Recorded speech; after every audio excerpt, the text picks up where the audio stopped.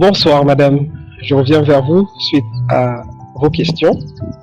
Déjà, concernant l'association des cuisiniers gabonais, je suis le fondateur. Avant j'étais président fondateur, mais là j'ai juste la casquette du fondateur. Je travaille actuellement à côté de la présidente, voilà, vu que c'est une dame déjà qui tient les rênes de cette association, voilà, la seule déjà au Gabon qui réunit toute la corporation des métiers de la bouche au niveau du Gabon. Donc c'est l'association des cuisiniers gabonais en sigle ACG. Donc comme ça, l'ACG est l'une des plus grandes associations vraiment dans ce secteur au niveau du Gabon. Et ça va, on est là, on mène bien nos activités. J'essaie toujours d'être utile du mieux que je peux.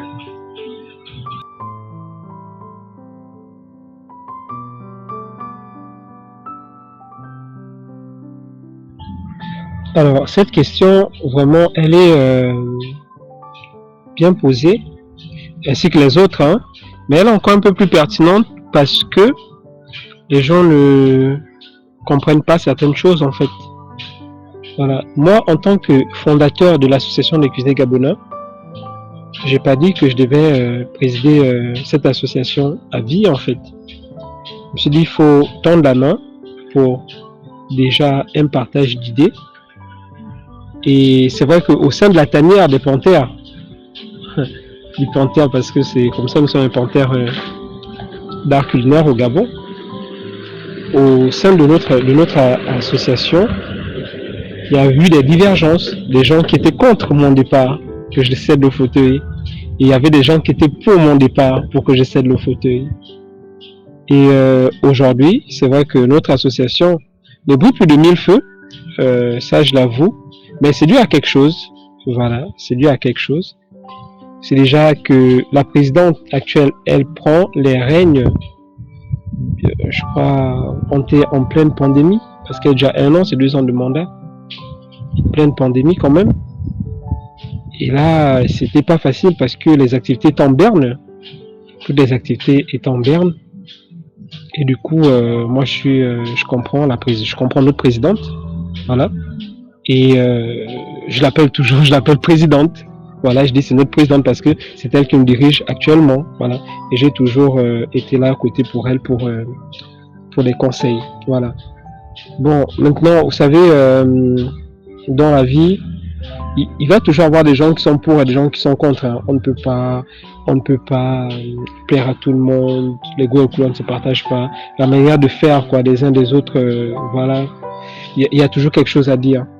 Donc moi je suis là, j'observe, je vois que la présidente actuelle, elle fait du mieux qu'elle peut pour pouvoir tenir en haleine notre association, notre très chère association. Et je participe à ces activités aussi, voilà. Dès que j'ai du temps, je suis là. Voilà. Donc c'est ce que je voulais dire là sur l'association des cuisiniers gabonais et de dire que oui, le plus souvent, on a du mal à céder le fauteuil. Voilà, on veut toujours être au pouvoir vraiment à vie, j'ai envie de dire. Mais après, il y a des raisons qui sont là. Faudrait pas qu'on condamne ces personnes-là qui veulent toujours rester là. Il peut avoir des dysfonctionnements où on se dit non, bon, je pense pas que nous sommes prêts de pouvoir passer à une transition ou un changement. Ok? Voilà. Donc c'est ça. La présidente actuelle a fini son mandat là en décembre 2023. Après, on ne sait pas ce qui va se passer. S'il va y avoir des nouvelles élections, il va y avoir un nouveau président, ou encore l'Assemblée va vouloir que je puisse moi-même revenir encore à la tête de notre mouvement. Je ne sais pas encore. La suite, vous aurez vraiment au moins opportun la suite de ces informations-là. Toutefois, je suis de tout cœur avec notre présidente. Merci.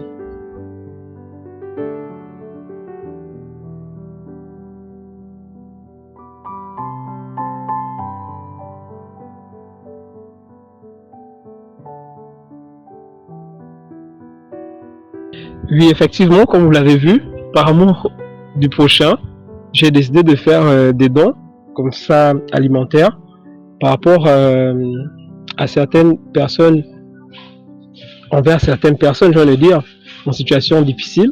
J'ai même envie de dire en situation précaire, comme ça de précarité, et aux nécessiteux, aux orphelins, voilà, tout ce qui entoure vraiment cette catégorie de personnes-là. Parce que la crise de la Covid se fait encore ressentir, il y a eu des séquelles, il y en a qui ont perdu du boulot, il y en a qui ont du mal à se relever, qui ont vraiment du mal à joindre les deux bouts. Voilà, donc moi je me suis dit que j'ai pas beaucoup, j'ai pas grand chose, mais le peu que j'ai, je vais essayer de rendre mon prochain heureux vraiment par amour en fait. Voilà, c'est quoi? C'est voir que je signe toujours toutes mes publications comme ça sur les réseaux par amour du prochain parce que je fais vraiment par amour en fait. C'est un projet qui est là, ça me tient à cœur de le faire. Voilà, donc les Restos du Coin, c'est pas une association. Les Restos du Coin, c'est tout simplement une initiative du chef Merlin est là. Voilà, ce sont les prémices d'une ONG que je suis en train de mettre en place qui s'appelle la Casadela. Ok, je vous en parlerai un peu plus de la Casadela, qui est comme ça une ONG que je vais mettre en place, que je suis en train de mettre en place, puisque là nous sommes sur une phase juridique pour faire les textes et tout ça là, pour présenter au ministère de l'Intérieur. Donc c'est sur l'écriture surtout, mais quand même c'est déjà là, c'est pas mal avancé quand même. Il reste juste quelques signatures et puis l'ONG sera là. Donc l'ONG La Casadela, je profite d'en parler parce qu'il y a un lien avec les Restos du Coin en fait. Il y a un lien avec les Restos du Coin. Voilà. Donc là, c'est chapeauté d'abord par le chef Merlin est là, mais la prochaine édition des Restos du Coin que vous allez voir, ce sera maintenant chapeauté par La Casadela. La Casadela qui est une ONG anti-gaspillage alimentaire. Donc on serait beaucoup dans l'alimentation, beaucoup dans le conseil. Vraiment, c'est tout.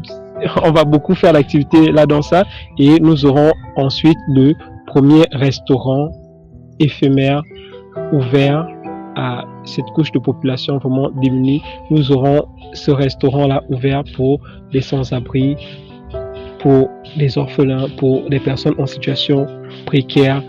Vraiment un restaurant, j'ai envie de dire une cantine solidaire en fait qui sera là, où l'idée est d'avoir au moins dans un premier temps 2 à 3 sorties par semaine excusez-moi, au centre-ville, ok, parce qu'on connaît où trouver les sans-abri et tout, et enregistrer des bénéficiaires qui, eux, auront déjà leur packaging, en fait, voilà, pour la distribution. Donc, chaque fois qu'on sera toujours en ville, on va déjà savoir qui servir, et il y aura toujours quand même des plans en supplément, parce que, au fur et à mesure, l'activité, comme on fait avec l'association des cuisiniers gabonais, on sait qu'il y a toujours des gens qui n'ont pas été enregistrés bien, qui viennent. Alors, on peut pas aussi dire non, c'est du social. Il y en a peut-être qui n'étaient pas là quand nous sommes passés pour enregistrer.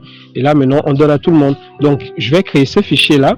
C'est ce fichier-là qui va faire en sorte que je puisse distribuer bien les repas aux bénéficiaires. Ok. Donc, ce sera vraiment un restaurant gratuit à l'endroit des sans-abri. C'est ça le projet de l'ONG La Casadela. Ok. Maintenant, pour faire le rapprochement, ONG Casadela, les Restos du Coin, c'est tout simplement une personne qui gère tout ça, c'est moi, c'est le chef Merlin est là. Donc, toutes ces initiatives sont mes bébés et je fais toujours par amour du prochain. Merci.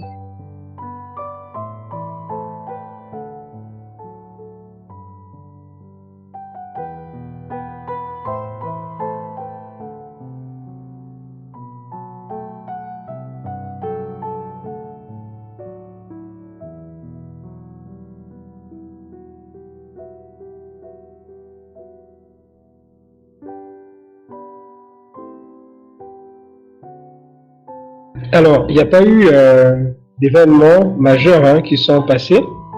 Voilà. Déjà pour la Casadela, par exemple, c'est une association qui est là, qui a pour vocation de lutter contre l'anti-gaspillage alimentaire. Et c'est une manière aussi comme ça pour préserver l'environnement et de lutter contre la faim, par exemple. Alors, je vais vous donner aussi quelques chiffres sur le gaspillage de la nourriture, le gaspillage alimentaire. C'est proportionné de la manière suivante. Donc, les restaurateurs, 14%, voilà, ils sont à l'origine du gaspillage alimentaire, 14%. à hauteur de 14%, les commerces aussi 14%, les ménages 19%, l'industrie agroalimentaire 21% de gaspillage, les producteurs et consorts c'est 32%. Voilà, ça c'est selon un rapport de l'ONU en mars 2021.